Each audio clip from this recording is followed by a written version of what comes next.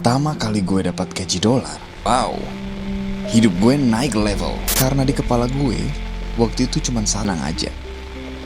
Nanti juga ada kontrak berikutnya kok.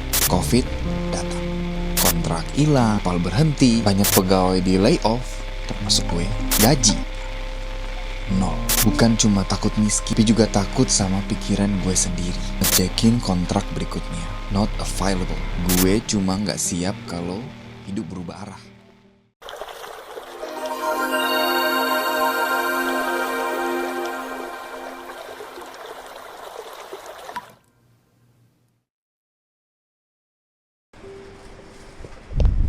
Dulu gue mikir yang bikin hidup aman itu cuman satu, digaji dolar.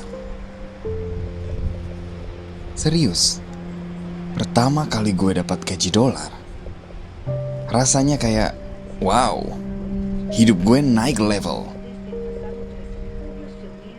Bukan cuma soal nominal, tapi juga soal rasa akhirnya gue bisa jadi orang yang benar.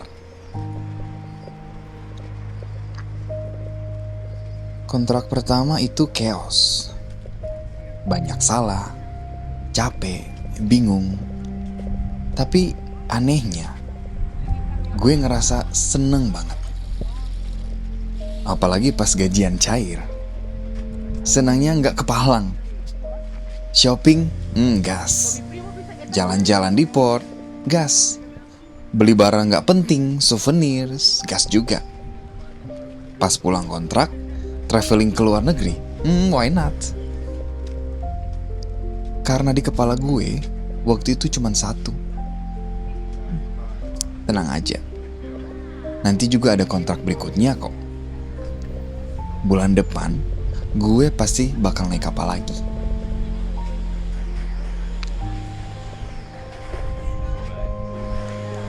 Dan lucunya ya, waktu itu gue ngerasa bangga. Bukan bangga karena nabung, tapi bangga karena bisa ngabisin duit gue sendiri.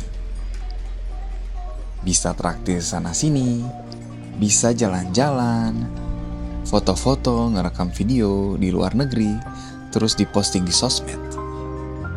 Kayak ada validasi diam-diam bahwa gue itu sukses. Gue deserve dapat semua itu karena gue kerja keras di kapal. Padahal ya, sekarang kalau gue ingat-ingat lagi, itu bukan tanda aman sebenarnya. Itu tanda gue lagi lari dari mikir jauh. Karena selama duit masih ada, gue gak pernah nanya ke diri gue, kalau suatu hari ini berhenti, hidup gue bakal gimana? Tanpa sadar, gue hidup dengan satu asumsi gede. Kapal pasti manggil gue lagi. Next kontrak itu kayak janji yang gak tertulis. Jadi, duit gue cuma anggap numpang lewat doang.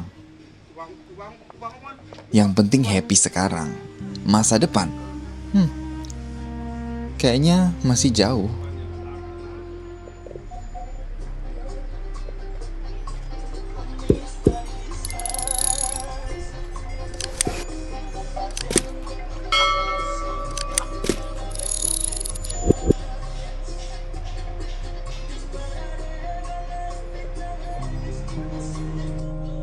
Terus Covid datang.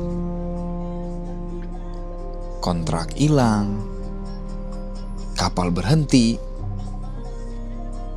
banyak pegawai di layoff, termasuk gue. Gaji nol. Dan itu pertama kalinya gue ngerasa takut. Bukan cuma takut miskin, tapi juga takut sama pikiran gue sendiri.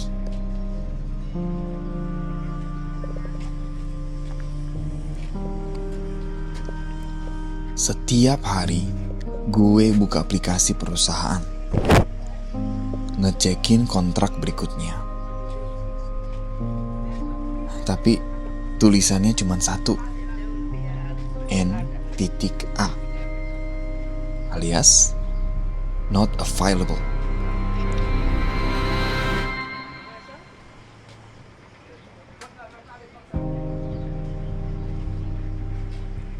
Besok gue ngecek lagi dong, masih kosong. Minggu depan nggak ada. Bulan depan tetap nggak ada. Sampai suatu hari gue dengar training center perusahaan gue tutup, tanahnya dijual. Di situ panik gue naik level. Dan ada satu fase yang jarang gue ceritain. Gue bangun pagi, tapi gue gak tahu harus ngapain. Biasanya hidup gue keisi sama jadwal padat. Bangun tidur, nge-shift kerja, drill, istirahat, kerja lagi.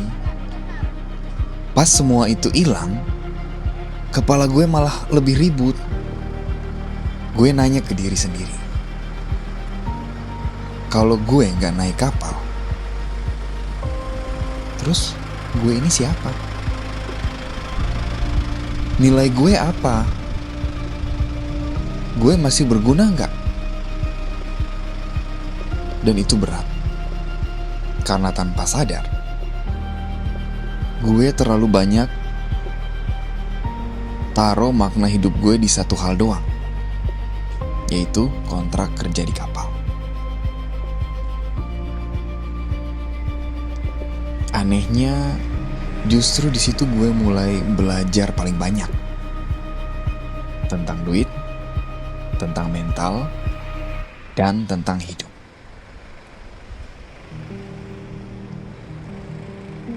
Gue sadar satu hal penting. Selama ini, gue bukan kurang gaji. Gue cuma gak siap kalau hidup berubah arah.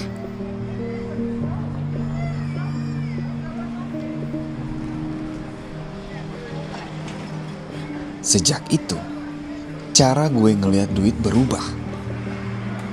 Duit bukan lagi buat pamer, juga bukan buat pelarian capek kerja. Gue mulai lihat duit sebagai pegangan. Biar kepala tenang, biar hidup gak gampang goyah. Dan pelan-pelan gue nemu satu kalimat yang nempel sampai sekarang. Ngatur duit itu bukan soal kaya, tapi soal punya kendali.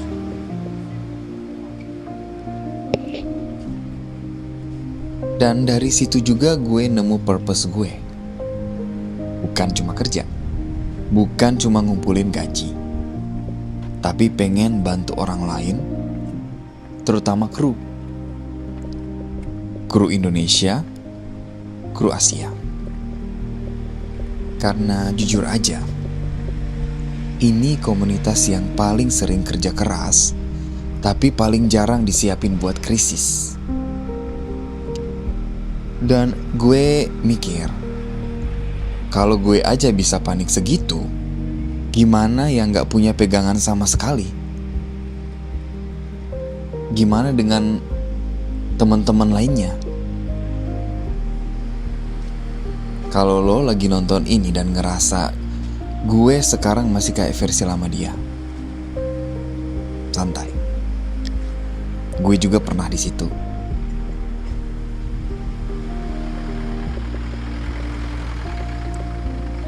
Di episode berikutnya, gue bakal cerita hal-hal praktis yang mulai gue ubah setelah itu. Pelan, tanpa sok suci, tanpa pura-pura langsung jago. Karena kadang perubahan terbesar datangnya dari momen paling gelap. Kalau lo sendiri gimana? Gimana cara kalian ngadapin COVID saat itu?